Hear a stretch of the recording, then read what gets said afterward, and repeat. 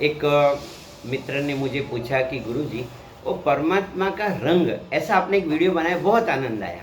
अभी मुझे क्या होता है कि एक प्रश्न उठता है कि जैसे शब्द, स्पर्श, रूप, रस और गंध, तो आपने परमात्मा का जो रंग था ना उसका वीडियो बनाया, अच्छी बात है, बहुत आनंद आया। अभी आप एक बताइए कि मुझे परमात्मा का रूप के बारे में, परमात्मा कैसे दिखता है, मुझे परमात्मा को देखना है तो मैं कैसे देख सकता हूँ, उसके बारे में, परमात्मा का रूप ऐसे करके एक मुझे ज़रा उसके बारे में बताइए। तो मैंने बोला चलो उसको मैं बताता हूँ, और उसको जो मैंने बताया वो मैं एक वीडियो बना देता हूँ आपके लिए। तो देखो अभी आपसे कहता है कि जा पर जाको सत्य सने हूँ, ताको ताही मिले कछु ना ही संदेह हूँ। उसमें है कि यदि प्रभु को, आपको रूप को देखना है, प्रभु को रूप को यदि देखना है ना, तो क्या करना पड़ेगा, वो आपको संदेह छोड़ देना। जाग पर जाको सत्य सने हो, जब संदेह संदेह रहेगा ना, क्या होता, नष्टो मोहम स्मृति लब्धा। अभी क्या होता है, भगवत गीता का एक श्लोक है कि मेरा मोह नष्ट हो गया, मोह सकल व्याधिन कर मूला, तिनकी उपजत सब सूला। तो नष्टो मोहम स्मृति लब्धा, जब मोह नष्ट हो जाता है तब स्मृति आती है। तो नष्टो मोहम स्मृति लब्धा, तो वो अभी परमात्मा का जो रूप है, परमात्मा को देखना है तो कैसे देख सकते हैं, और परमात्मा किधर देखते हैं। तो फर्स्ट स्टेप है, जब परमात्मा का जो प्रकटीकरण होता है तो परमात्मा आपके हृदय में दिखते हैं पहले तो देखो, हम ऐसे आपसे बताता हूँ कि ऐसे एक रामायण में जाप क्या होता है कि रामायण के जैसे क्या होता है, एक चौपाई है, उसमें लिखा है कि जाके दम्भ कपट नहीं माया, ताके हृदय बसत रघुराय। जिसके हृदय में, जिसके दम्भ कपट माया छूट जाती है तो परमात्मा उसी के सामने हृदय का आकाश में प्रकट होते हैं। वो पहला स्टेप हो गया।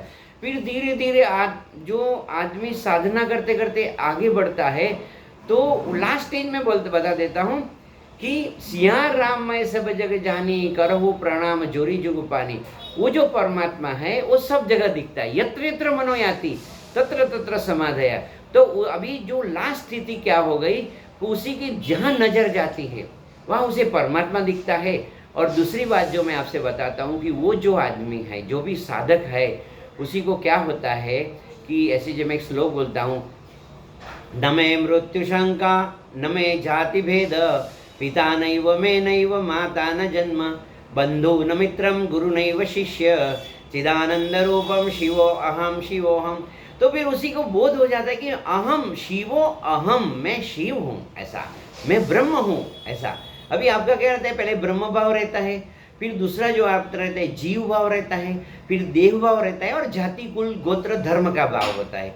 वो चार भाव में से ये तीनों भाव है आउटसाइडर है, और ब्रह्म भाव है, ब्रह्म भूतो प्रसन्नात्मा न सोचती न कांक्षति, वो जो ब्रह्म भाव होता है। इसलिए ऋषि मुनियों ने बताया कि पहला जो अपने जो है श्रवण मनन चिंतन निधिध्यासन करते करते एक भाव होता है कि मैं शरीर नहीं हूँ, अहम ब्रह्म अस्मि, अहम इदम शरीरम नास्ति, चिदानंद रूपम शिवो अहम शिवम। फिर बाद में क्या होता है, सिया राम मैं सब जग जानी, करहु प्रणाम जोरी जुग पानी, वो भाव आता है। फिर लास्ट में यदि आप सोचे तो क्या होता है, मैं आपसे अच्छी बात जो बता रहा हूँ आप सुनिए, उसमें रहता है कि भगवत गीता बहुना जन्मनान्ते ज्ञानवान प्रपद्यते सर्वम एवं वासुदेव स महात्मा अति दुर्लभ।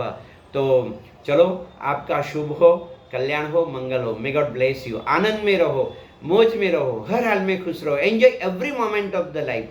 तो मैं ऐसे अभी आपको जैसे मैंने आशीर्वाद भी दे दिया, तो जब भी मेरा वीडियो रहता है तो जब मैं आशीर्वाद देता हूँ तो कोई पहले वीडियो देखता है तो बोलते अरे गुरु जी ये कौन गुरु है, ऐसे समझ लो। बहुत वीडियो आता है, यूट्यूब माता है, वहाँ से समझ लो बहुरत्न वसुंधरा, ये जो वसुंधरा है पृथ्वी, यूट्यूब माता में बहुत से रत्न है।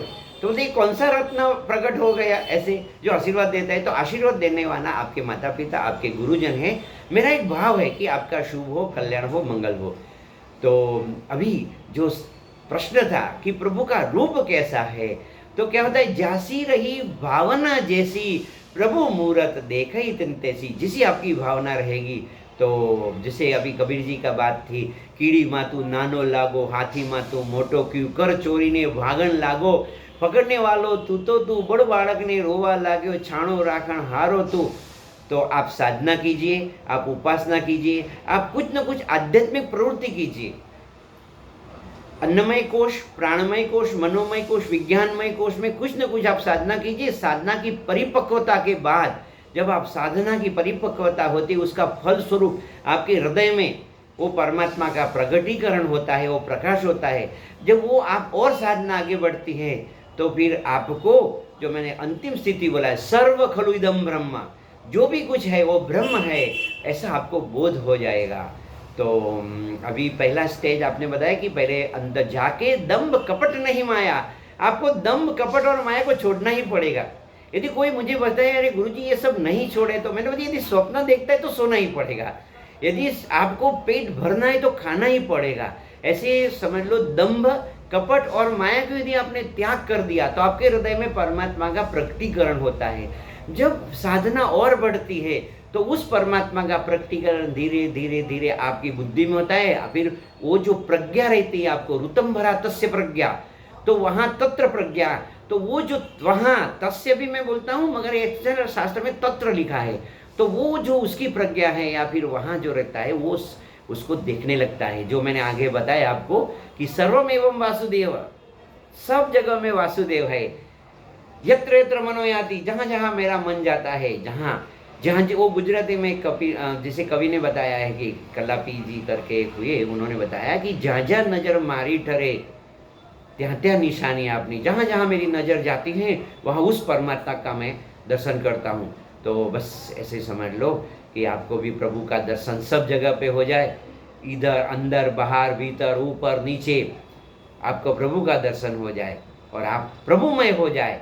बस जैसे ही कोई आदमी पानी में डूब जाता है, वो स्नान करने का, हम गंगा में जैसे अभी जो कुंभ मेला हुआ था, तो जैसे ही डुबकी लगाया तो आप पानी में है, सुनो ऐसा समझ लो। उसका मतलब उसी तरह वो डुबकी, गंगा में डुबकी लगाना का मतलब लोग क्या है मालूम है कि एक स्थूल अर्थ होता है। स्थूल अर्थ क्या है कि जाओ और डुबकी लगाओ, और ज्ञान की दृष्टि के गंगा में डुबकी लगाना मतलब है कि ज्ञान की जो गंगा है उसमें डुबकी लगाओ। डुबकी लगाने से आप क्या होगा, आप जब बाहर आएंगे ना, तो पहले मैं जीव हूँ, फिर बाहर आए तो मैं शिव हूँ। द्वा सुपर्णा, दो पक्षी है, एक ऊपर और एक नीचे। आपका शुभ हो, आपका कल्याण हो, मंगल हो। May God bless you.